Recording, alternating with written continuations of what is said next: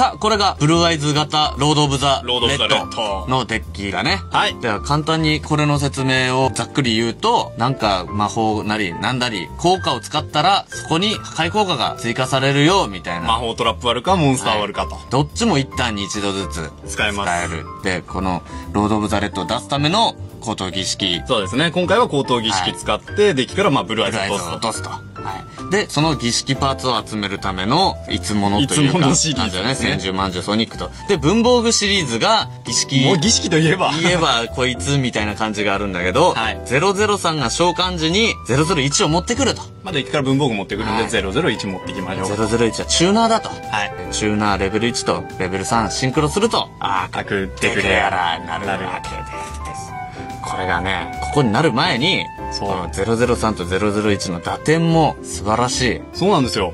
文房具の数だけん500はい。上がるから、2体並ぶだけで1000上がって1500。単体ってこれでこれ出すと1500になってる1500。になってる。で、003の効果を使って、はい文房具を1体、文房具の数だけまた500はい。上げるから、 1000上がる。つまりこれを対象にすると、2500にはなるわけで、2500っつうと、このデッキの天敵である、天敵であるライオウとか、あとはダークロー。ダークローこの辺を、この文房具003一体で突破できることになると。で、それを突破した後に、勝てて加えて、アークこれがデクレアラ。アークデクレアラがモンスターとか魔法罠の効果一回打ち消すよと。消せるんですよ。打ち消して、しかもこいつが墓地に行ったらここは集めてこれるとどっちか持。ってこれる。このギミックはね、綺麗だね、強いね。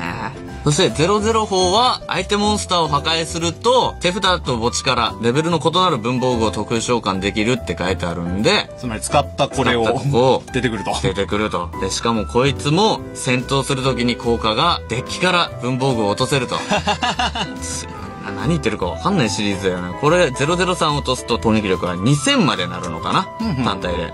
で、003から4で時は単体で2000いくのと003自体の効果も合わせて3000まではあいくと。強強えい。で、3000で相手モンスター戦闘破壊した挙句、ここが釣り上がって、またこれが出てくるのか。これで、1,2,3,4,5,6,7,8。8シンクロってもいけるし、呼び出したこれこれとと、文房具004でランク4エクシーズなんてもいけるわけだ。大手素材でこれ取り除くと、またここが手札に入る。おおこれは文房具デッキかっていう。このギミックは美しいね。美しいですね。 1,2,3,4,5,6 枚追加すると、この動きができるよと。できますね。はいで、この文房具はい003の攻撃力を上げる効果。はいこれ相手ターンでも使えるんですね。ああ、そうだったね。これは誘発即時効果に分類される効果。つまり、ロード・オブ・ザ・レッドの、相手ターンで使って、そう。なんか適当になんか割るよっていう風にできるわけだ。はい。これ適当に立ってるだけでいいんでしょ？なんそうです。かこれが。隣に立ってるだけで、相手ターンで、じゃあ文房具適当なタイミングで500あげるわって言うと、ロピヨーンードって光り始めて、バリーンって割り始めると。この美しいな、このシナジーはね。以上、文房具の紹介でした。違う、ロード・オブ・ザ・レッドロード・オブ・ザ・レッド、文房具ロード・オブ・ザ・レッドの紹介でした。こっち、メイン。で、ここら辺がフリーチェーンと言われる奴ら。そう、だね相手ターンでも打てる。はいこれはなんかの効果が発動した時にチェーンできるよっていう効果だから、自分から相手のターンに行動できた方が、強いかなと。で、増殖する G は、これが一番強いんじゃないかな。は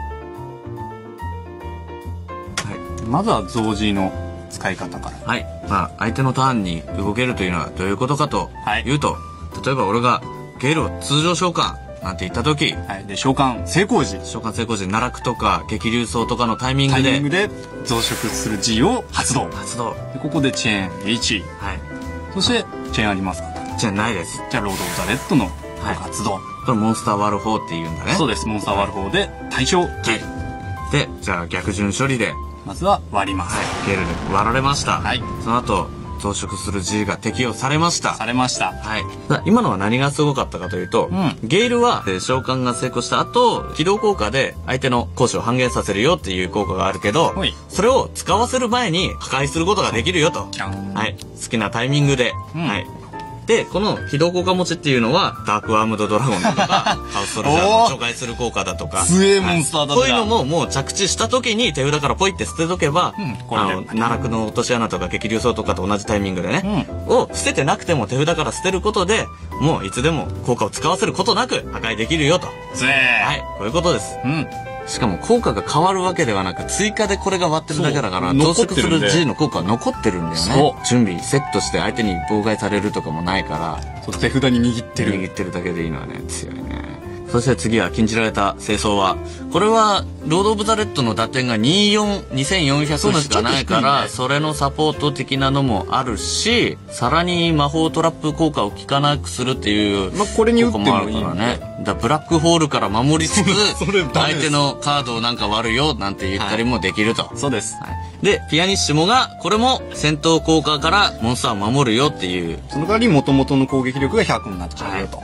激流層とかブラックホールだとかをこれですね、ここら辺で逃げて守ると。とにかくもう守ろうと。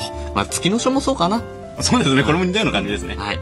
そして銀龍の合法も高等儀式術で墓地に送ったブルーアイズを合法で出しつつ何かを割ってくると。これね、ブルーアイズが出つつなんか割るんでしょ、こっちがエクシズなりシンクロで処理しようとしたところを邪魔されるわブルーアイズ出てくるわっていう状態になるわけでしょ。そうです。これはねちょっとね強い。でゴブリンのやりくり上手と。これもすごい相性がいいです。でこのカードは、ワンドローを、その後手札のカードを1枚デッキの下に戻すことができます。で墓地にある同じカードの枚数プラスワンドローが追加されます。ドローの枚数だね。が増えていきます。じゃあここでセットしてこれを発動します。やりくり上手を発動。これにチェーンしてロード・オブ・ザ・レッドが発動。でこの時は自分のを割ります。魔法トラップを割る方の効果でこれを割るよ。最初これ。じゃあ逆順処理。まず2の処理からで割ります。で今度は1の処理でやりくり上手がもうすでに墓地にあるのでここワンドローのところがさらにもう1枚追加でワンドローできます。で1枚戻せるんですけど、この時に戻すといいのが、ブルーアイズ、ホワイトドラゴン。これを戻すと次の高等儀式術そうなんですよ、発動の条件が満たせるので、コンボになりつつ相性のいいカードとしてやりくり上手を選んでると。1枚目のやりくり上手でも2枚ドローの1枚戻しに変わると。でブレイクするスキルと。これはもう環境に合わせて枠だからいろいろ交換してもいいけど、今現状の俺らが遊んでる環境ではこれでいいかなっていう感じかな。そうですね。相手のプトレマイオスだとかサイバードラゴンインフィニティかとかの効果を消しつつ、さらにこれでなんか割るよっていうことが言えると。相手がエクシーズ効果使ったら割りに行くんですけど一応、そこにチェーンするサイバードラゴンインフィニティとかをさらに上乗せで消せる。なおかつ墓地から使ってこれの起動にもできる。できます。墓地から使うとき自分のターンだけだから、相手のターンでは使えないんだけどね。2回使えるという意味では十分じゃないですか。ここの効果を2回ね誘発させてるっていうカードだからね。じゃあ最後ここだね。あと説明してないのは竜の交換。もう手札に来たブルーアイズを同じレベルのロード・オブ・ザ・レッドにチェンジ変える。これはデッキのドラゴン族と手札のドラゴン族を同じレベルのやつですね。同じレベルのやつをデッキと手札で入れ替える。だから引いちゃったブルーアイズをロード・オブ・ザ・レッドに変えて、なおかつブルーアイズは今デッキに戻ったから高等儀式術で墓地に落とせると。そのギミックが入ってます。それの選択肢の一つでさらに元帥竜が入ってます。なるほど。じゃあもうロード・オブ・ザ・レッドが手札にあるよなんていう場合はブルーアイズを戻して元帥竜にする。元帥竜何がいると特殊召喚できるんだっけ？地属性ですね。地属性。だからもう文房具がシリーズか。いれば OK。なるほど。じゃあ文房具001通常召喚で元帥竜特殊召喚なんていうと9レベル9だから祈願城とかかなが出ます。がシンクロ召喚3100か。3100。相手のブルーアイズも突破、こっちは突破できると。そう突破できるぜ。でハッピーの羽ぼうきと死者蘇生は、いつも通りというかこの辺の普通のサポートだね。これ一回読んだ後死者蘇生できるよね。そうです。ちゃんと蘇生制限満たしてれば、死者蘇生で蘇生できると。はい、それではじゃあ次はエクストラデッキをお見せいただきたいなと思います。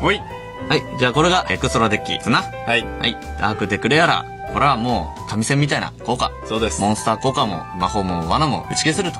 リリースして打ち消せると。しかも墓地に行くと儀式パーツを持ってこれる。儀式モンスターが儀式魔法を。魔法をどっちか持ってこれる。はい、もうね、超強い。超強い。強いじゃん。超強いんすよ。超強い。これ超強いんですよ。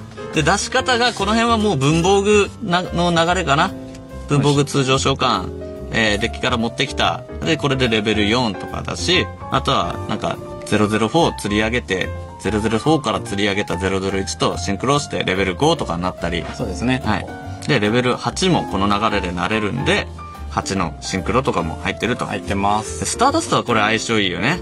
これ相性いいですね。相手ターンになんか効果、これも発動って自分から言えるタイプだから、なんかを、じゃあ、例えばロード・オブ・ザ・レッドを、戦闘とか効果破壊から1回守りつつ相手のカードを1回割れる。割れる。はい。相手ターンでも。そうです。威圧即時効果でいける。超相性がいいです。並ぶとね。はい。で、クリムゾンブレーダーは、ここはブレーダーとか、あとはレッドデーモンだったり、なんか好きな枠というかね。そうですね。もっとベストなのはちょっとあるかもしれないんで、みんなもなんかいろいろ入れ替えて。まあ、調整枠かな、っていうところだね。で、レベル9は、元帥竜と文房具だとか、ブルーワイズと、文房具001とかの組み合わせでレベル9は作るね。そうです。はい。で、次、ランク4。4です。ランク4はもう優秀なやつが多いんで、多すぎて。別にこれがベストというわけではなく、はい、こここそもう相手によってというか環境によって合わせて変えていっていい枠かな。そうですね。ただできるだけやっぱ自分から素材剥いでいける方がこれと相性はいいかなという気はします、僕は。なるほどね。あ、ここも自分から剥げる方がいいのか。そうですね。ここと文房具とかでエクシーズとかするわけやな。はい。もしくは場に残ってるまんじゅうゴッドとか千住ゴッドとかと一緒にっていう使い方だね。はい。エメラルはまあ入っててもいいよね。これはブルーアイズ蘇生できるからね。だからエメラル以外の枠はまあ自由にっていうところでね。はい。で、あとランク8。これはもうブルーアイズとこれをやるときはよっぽどです。よっぽどだね。はい。最後のとどめを刺すぜなんていう時とか、まあやっぱあと打点は3000出てるからダメか。そうだね。ただ、ランスロットはダイレクトアタックできるので。ああ、なるほど。じゃあもう相手に3000以上が出ちゃったなんていう時とか。もう突破しようっていう時には。あとは相手が光属性とかでオネスト頑張ってんじゃねえかななんていう時はこっちになって、もうダイレクトでとどめ決めるとか。こっちの方がいいです。はい。狙ってやることではない。これを狙えっていうわけではないけど、まあ、たまになるかもしれないんで、はい、入れてます。入れてます。レアなケースです。レアケースです、本当。で、エクストラデッキは、まあ、ここと、はい、エメラルと、祈願状のこのギミックを入れてる以上、まあ、元帥竜が入ってるんで、はい、まあ、ここはね、ちょっと固定かもしれないけど、他はぶっちゃけまあ自由だよね。本当自由です。まあ、自由に入れ替えて。はい、入れ替えてください。使ってみてください。はい。はい、というわけで今回は、コレクターズパック、運命のデュエリスト編に入っている、ロード・オブ・ザ・レッドのデッキ紹介でした。はい。皆さんもデッキを組んで遊んでみてください。ありがとうございました。ありがとうございました。また見てね。よろしくね。この始末、誰がつけるの今多分デッキレシピが流れてます。はてさて、この先どうなることやら。次回予告。絶望への反抗。残された挑戦士。ご飯とトランクス。それ次回予告じゃねえんだよな。タイトルコールなんだよな。最初の冒頭にあるやつですよね。